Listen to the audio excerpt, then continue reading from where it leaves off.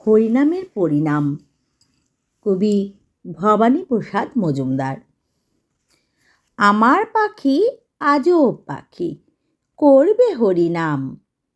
দেখি যান গো বাবু মশাই, 100 টাকা দাম। এই ছেলেরা, চুপ করে থাক, করিস নে শোরগোল। বল তো পাখি, বল একবার, বলো হরি বল।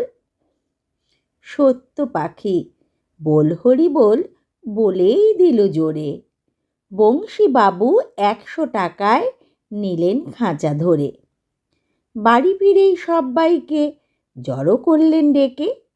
জনা 50 লোকের মাঝে বললেন জোরে হেঁকে, এই যে পাখি দেখছো সবাই, মথুরায়ের ধাম।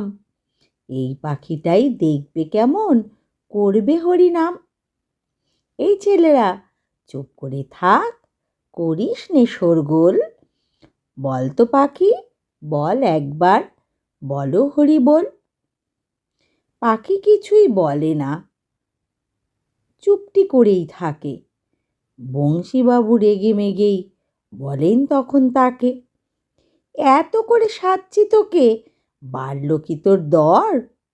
দোহাই পাখি, বল হরি বল, নইলে খাবি চর। বললে পাখি, চুপ করে থাক, এখন আমি শুই। বল হরি বল, বলবো পরে, মরবি যখন তুই।